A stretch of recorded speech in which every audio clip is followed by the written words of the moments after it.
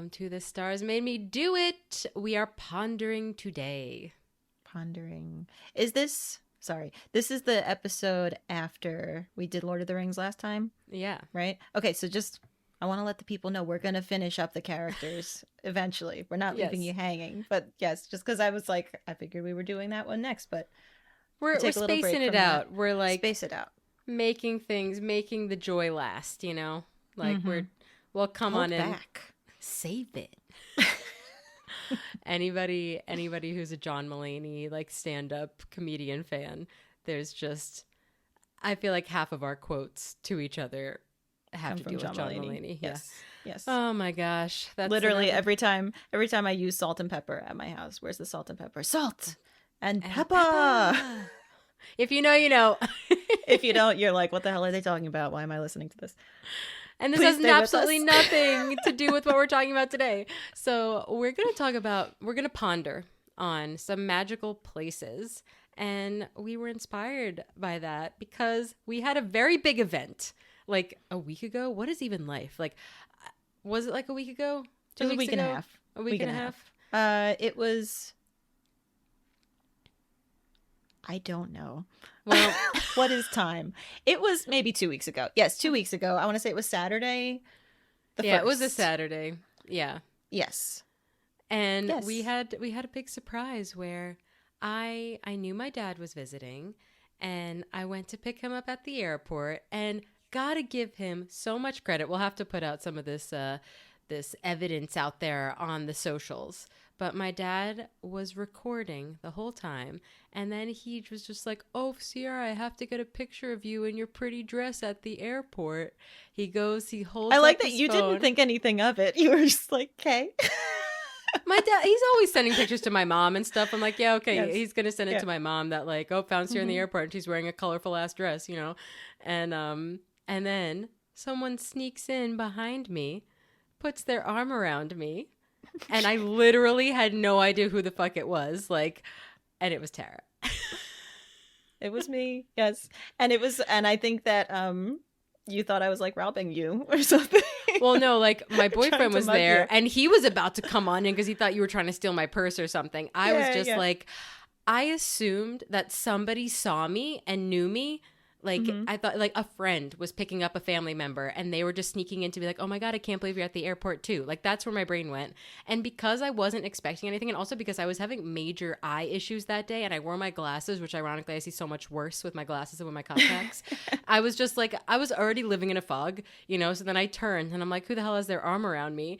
And it took me a genuine like it was so moment. Funny seeing the information register because like you looked at me and it was just like, who is that?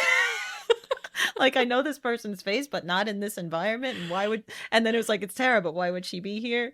And it was really funny. So much all at once. But also, like, I've been in France for going on 10 years. And this was like the surprise, like the moment, because you haven't been able to come. And you surprised the hell out of me. And you did it behind the scenes with my dad. My dad almost blew it. He did blow it, but we backtracked. Yeah, because Tara was like, Ciera's never going to believe I'm coming to surprise her. Like, just like play it off. And that's exactly what he did. He sent you a text at one point that was like, me and Tara, blah, blah, blah. And you were like, you and Tara. And I was like, just pretend it was a typo. Just pretend it was a typo. Yeah, and he did, and it worked. And it worked, and it was a massive shock. So we'll have to put up some of the footage of you surprising me. And also we have like, you know, we got to be back in front of the Eiffel Tower. Tara and I visited Paris for the first time in 2008. Like 18 years ago. 18 years ago, which is not allowed. But yeah, so we have a picture of us like in our, you know, when we keep thinking we're out of our awkward phase, but we're still not quite out of our awkward phase, in front of the Eiffel Tower from 2008. And then we've got redone pictures from 2026. So, but we were thinking about some magical places because you and my dad did a trip before you came to France. Yes, we went to Scotland first. And that just brought up some like really magical feelings for you. So anyways, this episode is kind of just like us pondering. It's not quite like, maybe if you listen to our ponder episode about past lives, like I feel like it can overlap with that. I think that sometimes magical places that we visit, it could be because we have past lives there, but we're talking and, you know, pondering about special places that we've been that feel extra special, not just like, oh, I really liked visiting, you know, Venice, it was a really cool place, but places that just feel like, no, I have some sort of connection to this space. Mm-hmm. Yes. Not just past life specifically, but that will come up. And I know we already talked about that, like, but yes. But yeah, so why don't you tell us about Scotland? I will, because people have told me, I've heard stories from other people about like, oh, I went to a place, I felt such a connection there, I felt like I had memories there in history, or like sometimes in a good way and sometimes in a bad way, like I didn't want to be there, usually in a good way.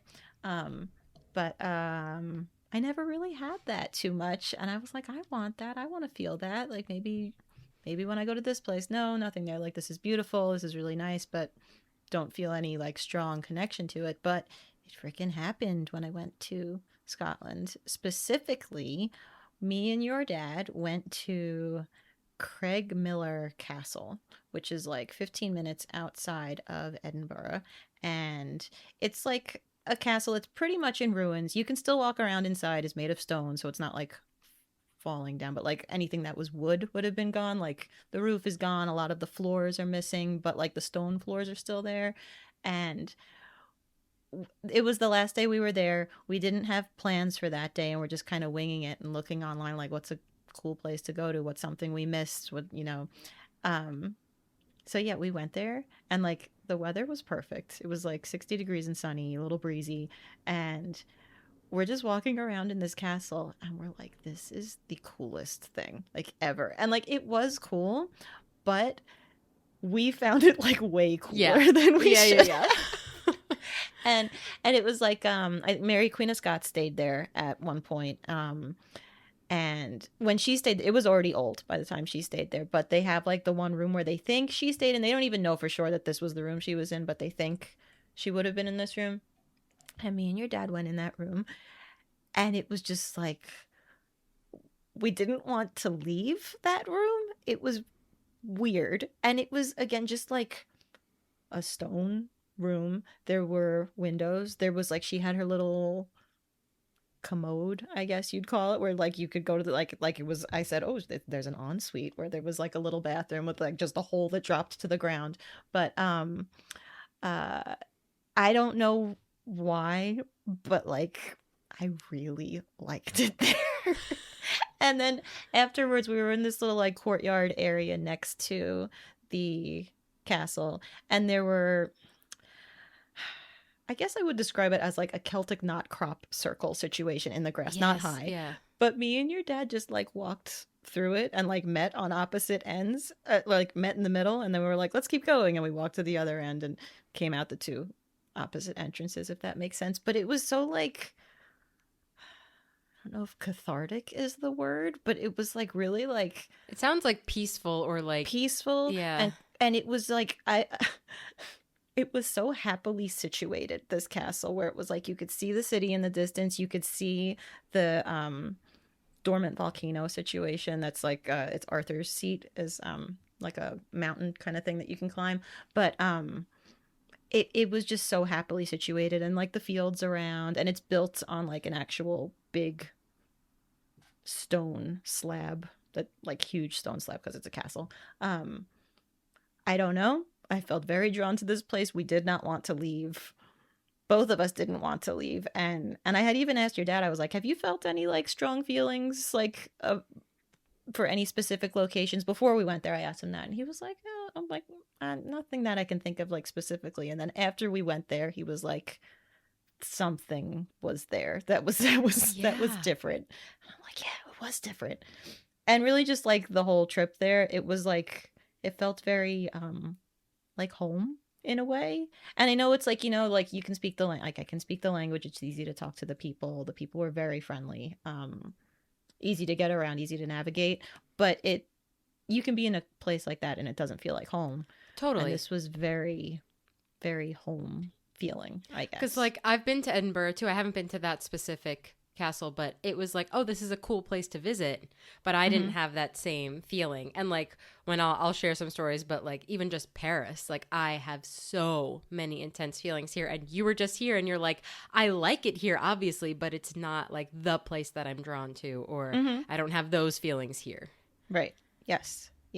Definitely had it there. And I'm like, I need to take you to this castle with me because we've had past lives together and we need to go to this castle to see if you were there with me. Yes. Yeah. Yeah. That's really fun. But like you said, it could be like, what is it? I don't know. Like there's just certain places where maybe you did have a past life there, or maybe, I don't know, maybe it's supposed to be like a redirecting point. Because I feel like some places that I visited, it's not like I need to live here or I have lived here, but it's like, oh, this is very important for me to be here right now. Yes. Or like a life point, I guess. Yeah.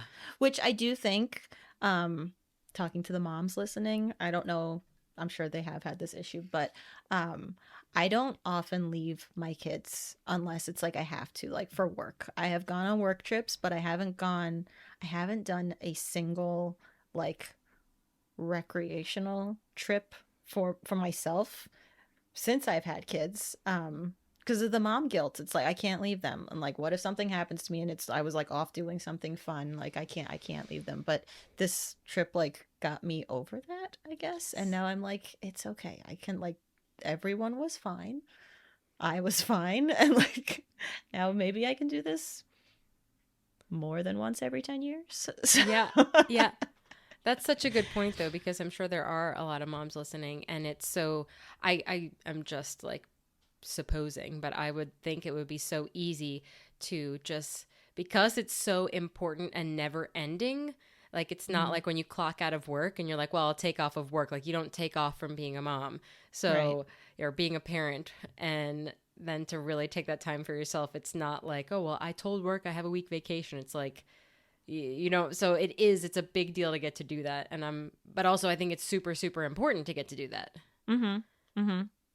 Yes, definitely. And that could have even been like a reminder, I don't know, of something like you had really positive experiences on your trip. It wasn't like, okay, well, it was crashing and burning the whole time and I'm never leaving my kids again. And like everybody was fine. You had a good time. They were okay. Everyone was fine. And I want to do it again now. Yeah. Like now that I know everything was fine, like, yes, let's start planning the next trip. So yes, if you're afraid or feeling guilty about leaving your kids, like if you can leave them with someone and you know they'll be safe, like even if it's just like a weekend or something, doesn't have to be a whole long trip.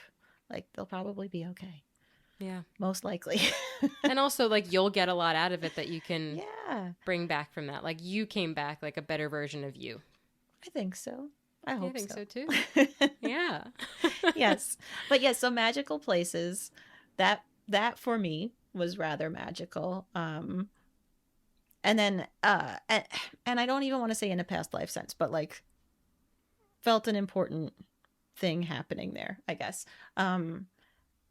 When I moved to where I currently live in Connecticut, me and you, like the first time I went there, I was with you, and I got out and I was in like the center of town with all the little shops and the town green and the gazebo, and I was like, I have to live here. This is where I need to live. That's literally, it was years before, right? Like it was 2 I want to say it was 2 years before. 2.5 years before you ended up moving there. I remember because I had to get something at a store there, and it was like 20 minutes away from my parents, and you were with me and my parents. Like we were the only like people in the family living in the area at the time, and you just happened to be with me. And so that's why we were in this little town. It wasn't even the town where my parents live. And you're like, what is this town? I need to live here. And like fast forward, like you've been there for a long time now. Yeah. I think 7 years, I want to say 7 or 8 years. But and I live literally like a 2-minute walk from that like spot where I said that. It's like right down the street from where I was when I said that. So pretty wild that happened. That was like such a, I remember you saying that, and I remember you almost being like weirded out because you were like, this is important, and I'm kind of overwhelmed by how much I might need to live here. Mm-hmm. Yes. And then also once I did move there, like shit ton of life changes happened. And like Good point. Good of like point. everything. So I think if you get those feelings when you go somewhere, like don't ignore them. And not easy changes, but like all for the better. So yeah, that's important. Pay attention to those feelings. That's a really good point, because yeah, it's not to say like, I don't know, a lot of people listening, like, you know, you're not just here for the astrology. Like many people are into the mystical, magical, and all of that. And it's like on your life path, when you like have those challenging moments, it's not necessarily like easy, but you know, it's fulfilling and it's moving you closer and closer to like your goals and your dreams and all of that. And it's like, okay, if something feels right, and then yeah, like you said, like there was a lot of upheaval, but you're still there, and all of the upheaval that happened, you're very happy to not have those things in your life anymore, the things that you had to let go of. Yes, definitely. Yeah. And like, now, what? I was going to say, now you share. Oh, well, I had similar situations with both of what you shared. So like the first time that Tara and I went to Paris, like I said, was in 2008. And it was our second night, and we still hadn't seen the Eiffel Tower. And I was like, I'm not okay with this. Like, I need to see the Eiffel Tower. I need to see it sparkle. Like, what am I even doing in Paris if I'm not in front of the Eiffel Tower? And so we like, and I was almost 18. You were almost 19. And we had another cousin with us. Babies. I know. Like, who was 17 as well. God. And like at the time, I was like, I am completely capable. I mean, I'm a Capricorn stellium. I'm always completely capable, I feel like. But, you know, I was like, I'm completely capable of doing this. Like, even if the aunts don't want to go, we're going. And and we were responsible teenagers. Like, honestly, we were not the ones who were going out and making trouble or finding, you know.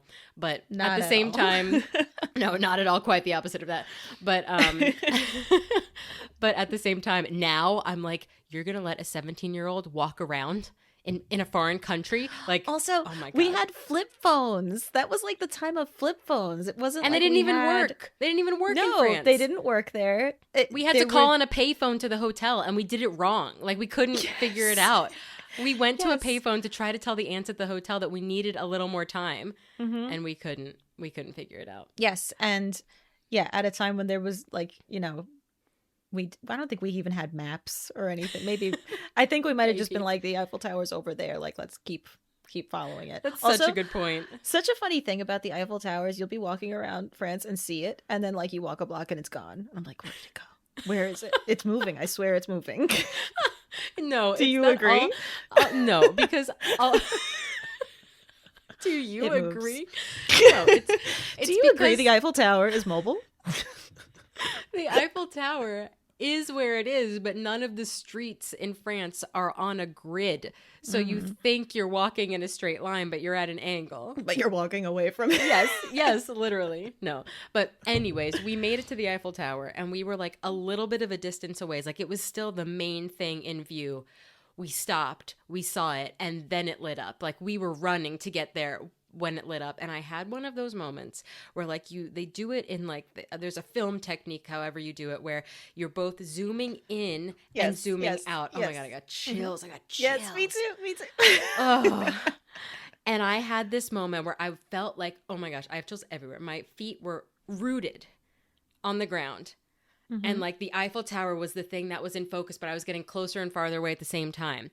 And I was just like, this is really important. And this was before I had all my spiritual awakenings and understandings of all the things. I just knew like, I don't know what's going on, but this is important. And like, fast forward, I'm going on my 10th year living here, you know, like, of course, France has always been important to me. I know that I've had many past lives here. However, I think there's one way of like recognizing a place as having past lives, and also knowing that it's a place that's going to be prominent in this lifetime, because that's kind of like your Scotland moment. Like, maybe you did have past lives, maybe not, but either way, it was a very important moment for you to be there. And so I had that like zoom in, zoom out, and I was like, holy shit, like that. And even just like being so adamant that I will not wait till tomorrow to see it. I'm seeing it tonight, you know, like I was the one pushing that. Yes, I know. And so I did have that in Paris, and it is funny to look at, like, I mean, that was in 2008, and I moved to France in 2016. So like that was later. 8 years later, you know? Like that's a good, it's not like something that happened the next minute, you know? But at the same time, I knew then that it was going to be important to me, and it obviously still is important to me. And then I had the same thing happen with the town that I live in now, like a very similar thing to what happened with you and your town, where I came to this town where I now live in France, like a little bit outside of Paris. And I came here because there's a movie theater here. And like when I first moved to France, there wasn't a lot of movie theaters outside of the center of Paris that played movies in English. And so I was living farther out in the suburbs, and I came into this town because it was the closest movie theater that played movies in English.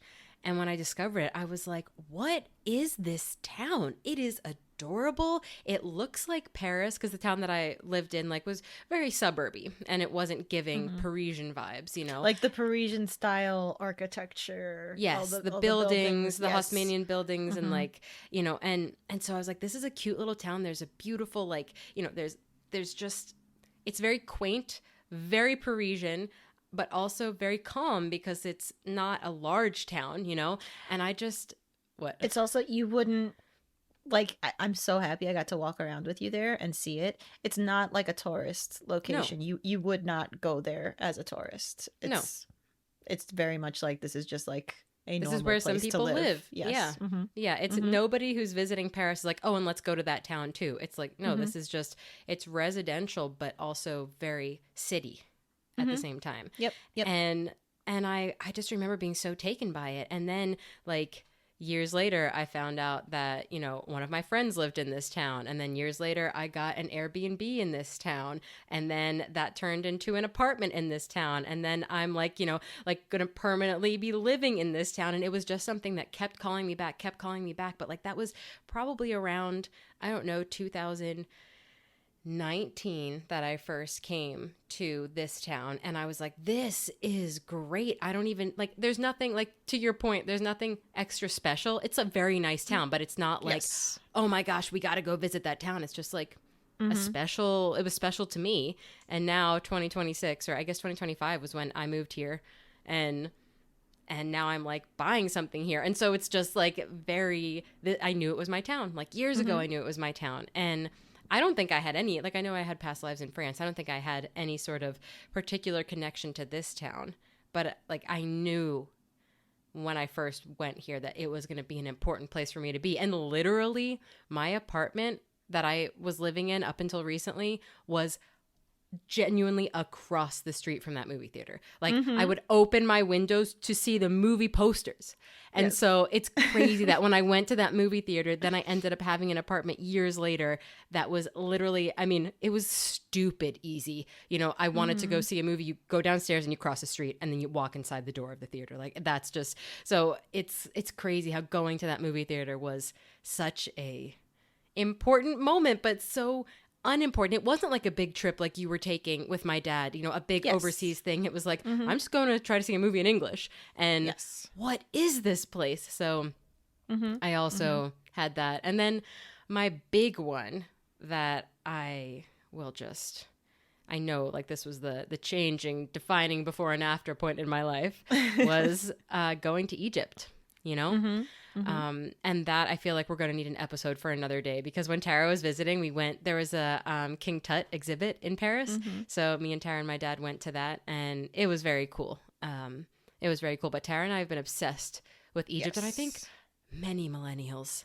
We had the Egyptology book. We were all about it. Yes, how like everyone kind of realized, like, did you have an Egypt phase as a child? Like, yeah, I did have an Egypt phase. Yes, I mean, did. Like our cousin Sabrina like painted hieroglyphics on her bedroom wall. She did. She like and painted had a whole it like Egypt theme happening in her bedroom. Like made it look like stones cracked and everything with hieroglyphs. Like, so we had like massive Egypt phases, but like there came a point, it was 2022, where I had an opportunity to go. Like my tarot astrology teacher was like doing a whole, like, she called it an odyssey in Egypt, and it absolutely changed my life. And that's the reason why I feel so spiritually connected to everything. I felt like I got unblocked. I got crazy downloads. I got connected to my spirit guides, my, like more intuitive power than I ever knew. Like all these things happened there. And it was like, I had this one moment. This was like my biggest like magical place moment because I had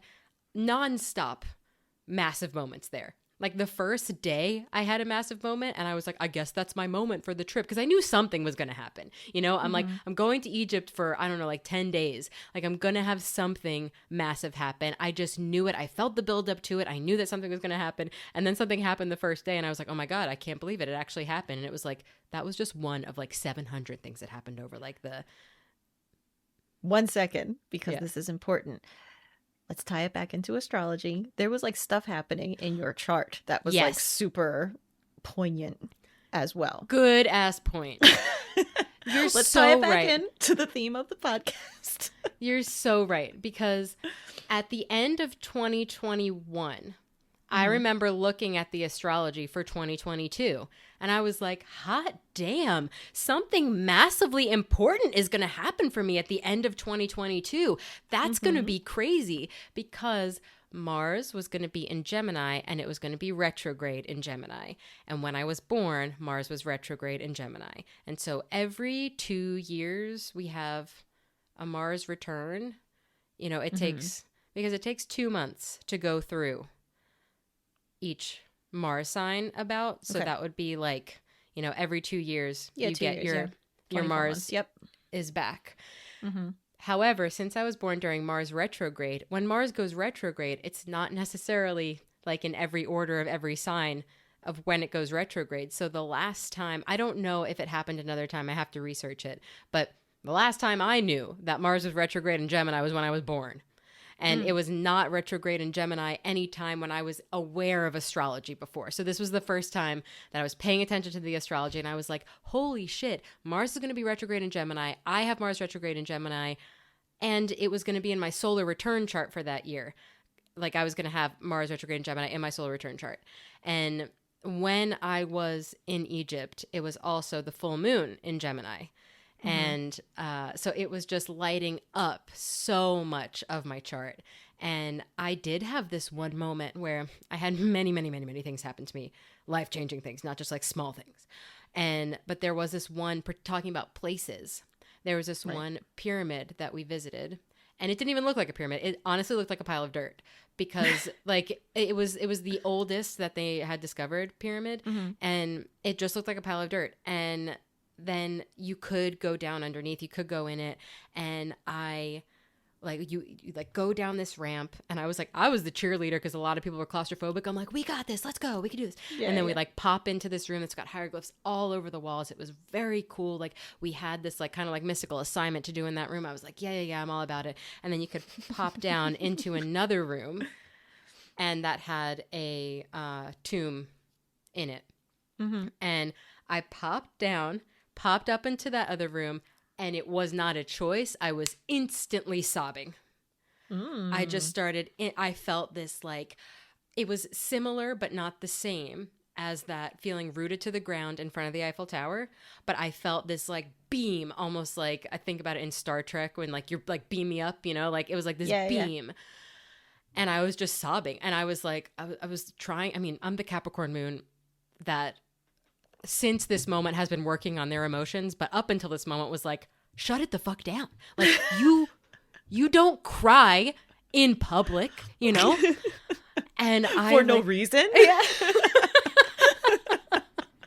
I mean, obviously there was a reason, but like, what was that reason? It wasn't known to me in that moment. And I literally like, and I've done so much like research on that place since. And like, I know that that's vastly connected to my past lives, but it was one of those moments where being in a physical place, like I think that you can learn about, your subconscious and like soul connections, not having to be physically somewhere.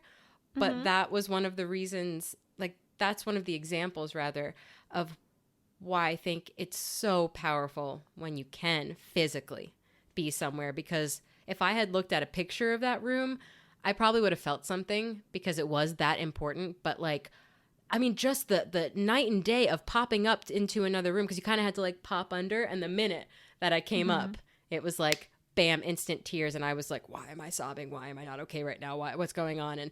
And it was crazy. So I had a million other examples that I could give from Egypt, but I feel like that one sums it up best. And so I don't know. I think that there's like so many possibilities of us to like find those places, and they're for a multitude of reasons, but they're more than just, oh, I really liked this place. Like I'm thinking, do you know that place that's on the Hudson River that my mom is like obsessed with? I think it's like the Vanderbilt estate.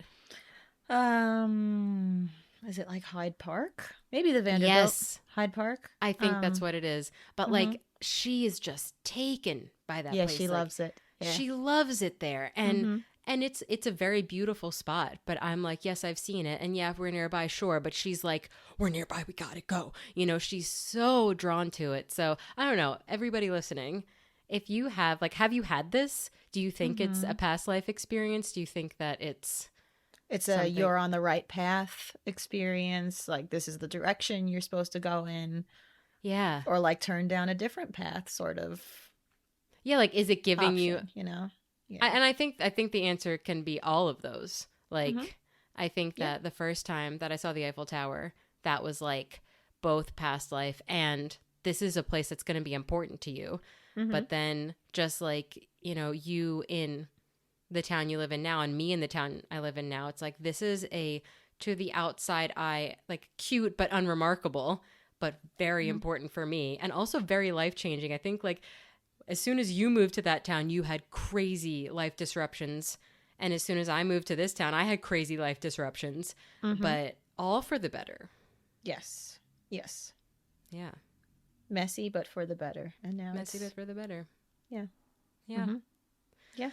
Let us know if you've had magical encounters or, just places that felt extra special that maybe you don't have a specific reason or like, at the time you didn't have a specific reason. And then you're like, yes, I also moved to that town. I'm also living in the place where I had a weird feeling about. Or yeah. Even I feel like it can be like so specific too. Like, okay, here's a good one. My husband does real estate and he's one of the realtors that he works with. The house she lives in, the first time she was there, she was visiting her friend who lived in that house, and she walked into the house and she was like, this is my house. And had the feeling, she was like, I don't know why exactly, and she wasn't even like, it's a nice house, but she was just like, no, I'm supposed to be living here, this is like something is off. And eventually the friend, like, she sold it and she was like, when you sell this house, like, I'm buying it. And it wasn't even just like, I love this house so much, I want to live here. It was like, no, this is my house. Yeah. This is where I'm supposed to be living. And she's been there for like, I think she's actually selling it now, but she's been there for like many, many years. So yeah, it doesn't even have to be like a country or like, a place that feels super important, a castle, a tomb, whatever. Like, it could be just a house like that. You're like, this is where I'm supposed to be, actually. I'm so glad you gave that example because I have such a perfect example of when I first graduated and was applying for teaching jobs. I had an interview with a principal that was starting to be a principal at a different school. But all of her office was set up where she used to be vice principal. So I went in for this interview. I was like, this is it. This is the job. I'm getting this job. I interviewed with her. It was a great interview. The job position, it was like the particular circumstances of this position wasn't my ideal fit, but I was like, oh, this is it. And I want this. And we had a really good like rapport. And when, eventually I got an email from her and she said, you didn't get the job, but I appreciated meeting you and blah, blah, blah. And at the time, when you do a million like teaching job interviews, most of the time you get no response. And I was so bummed and I didn't understand why I didn't get it. But I also was so appreciative that she told me because so many of the people, they just like move along. Like you don't get any response back. So you're just sitting in limbo. And so I responded to her and I was like, thank you so much for letting me know. I really appreciated meeting with you. And if any opportunities come up in the future, please keep me in mind. And then it was like getting towards the end of the summer, like new teacher stress of not having a teaching job yet. And there was a last minute, like crazy life situation happened where one of the teachers who worked at that school had to leave and move to like the other side of the country. Mm-hmm. And she told the principal of that school, I know someone that you can interview. And I went back to that school and had an interview with the principal there. And that's where I was a teacher for years in the United States. And like, I freaking knew it. I knew it when I was at that school. I'm like, this is my place. And it was like, I interviewed for a job that wasn't even at that school. And that's why I just thought it was like, oh, this is my job. But it was more like, no, this is my school. Yes. And like, I was absolutely meant to be there. I was absolutely meant to be there. And so you're right. It doesn't have to be like it could literally be like a job situation, like a physical, location where you're like, I don't know why, but this place is special. And then they start doing, like a project in your field there. Like it could be so many things. Yes. So please tell us. I want to hear. I love these stories so much. I love hearing other people's stories about like moments in their lives where they just felt like something was important in this location, or something's going to happen here, or I need to be here, or I'm supposed to be here. So please share. Yes. Would love to hear it. Yes. And now it is time for the cosmic sign off. And thank you for everyone who has called in, I guess called in is such like a 90s phase. No, I love it. Written in. Say called in. Thank you for our callers. Yeah. Thank you, caller. Yes, for our voice memos and for our little write-ups. So we have a cosmic sign-off, kind of like a birth chart hotline. And they said, hey, Ciera, wish you the best for the podcast. Rebirth. Thank you. Can you please talk about the compatibility between a Taurus sun, Aries moon, Cancer rising, and a Leo sun, Capricorn moon, Scorpio rising? It's me and my boyfriend, so I'm really curious to hear your take on it. I'd love to know what makes us work, what could be challenging, and just your overall thoughts on our dynamic. Thank you. And this is from Océane from Montigny, France. I freaking love that name. You can't have that name in the US. You can't. You can have it in France, though. Yep. Like, dang, that's like... There are so many names that are so pretty, such pretty French names. We're going to get into this. I'm sorry, but that you can't have here. Where I freaking love the name D'Artagnan. You can't name your kid D'Artagnan in America. Like, I don't know if you can in France. Would that be weird? I don't know. I have never met one, but even the fact that my cat's name is Gaston, like, yes. I feel like it would be a little more like... They'd be like, what, like from Beauty and the Beast? Yeah. Gaston? And, like what? Yeah. Okay. I just want to write this down because my brain cannot retain information when it's just spoken to me. I need to see it visually. Taurus sun. She's a Taurus sun, Aries moon, Cancer rising. Woof. And then her boyfriend is a Leo sun, Capricorn moon, Scorpio rising. Okay. So... And she just wants to know, like, what do we think? Yeah, like what makes them work, what could be challenging, and overall thoughts on the dynamic. I mean, like the challenging part feels very like obvious right off the bat is that Taurus sun and Leo sun are square. So that means that they are both fixed signs and they're both incompatible elements. We've got fire and earth. Fire and earth are not... But not aggressively incompatible. Yeah. It's just the fact that they are square means that there's friction because Taurus is like the most stubborn and Leo is stubborn and it's one of the stubborn signs. Yeah. And then also same with your moons. Your moons are square. So Aries is cardinal fire and Capricorn is cardinal earth. But once again, it's fire and earth. So they are energies that like both Aries and Capricorn want to be the boss. Not even want to be the boss. They both are bosses, but they're bosses in different ways. And so I feel like your sun signs and your moon signs, there's friction with both your sun signs and your moon signs. But they also like they're in earth and fire, which like you said, aren't like they don't do anything. It's just that they have to translate for one another because they don't speak the same language, but they're not like against the other one's language. I feel like, you know, because I'm a fire sign dating an earth sign. And so like I have that same square like Sagittarius and Virgo. And it's almost like I feel like my fire sign is like, whoa, your dependability is so attractive. And like the earth sign is like, whoa, you're like fiery, like, you know, like action, like that's so like exciting and fun. You know, I feel like earth and fire really appreciate one another, but they just have to learn to speak each other's languages. If you can make it harmonious, then it's hip to be square. Oh my God. That was perfect, but you're a lunatic. Oh my God. I had to say it. You kept saying square, and I was like, but it can be hip to be square. Hip to be square. Yes. And then they're rising. They have Cancer and Scorpio rising, so little emotional bundles there. Yeah. I feel like that's the thing that just like Leo and Taurus, there can be friction. Capricorn and Aries, there can be friction, but they are friction that can be like when you want to learn the other person's language, then you can understand one another. But the fact that she's a Cancer rising and he's a Scorpio rising, her Cancer rising means that his Capricorn is in her 7th house. So like his moon is in her house of relationships. So that's really nice.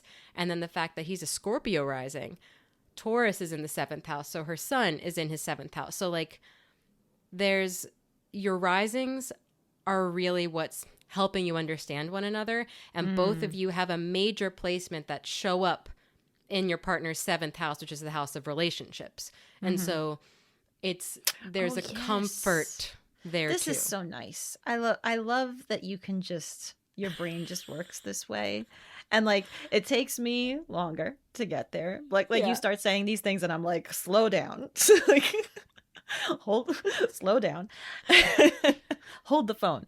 But yes, as the relationship house, yes, because they're, yes. Yeah, like so like your ascendant is your rising sign. And so as, you know, Oceana is a Cancer ascendant, means she's Capricorn descendant. And her partner's moon is right around that descendant. So it's like, oh, hey, your emotional world is what I look for in a partner. And then his rising ascendant being Scorpio, meaning his descendant being Taurus, like, hey, what I look for in relationships, like that's Taurus energy. And so there has to be translation, but there also is like a kind of, I would think there'd be a comfort of, even if I don't understand you, like I get it. Yeah. know? Yeah. Yeah. So I would think, like, as she said, like, just your overall thoughts on our dynamic, I would think that this would be like a lot of, you know, back and forth.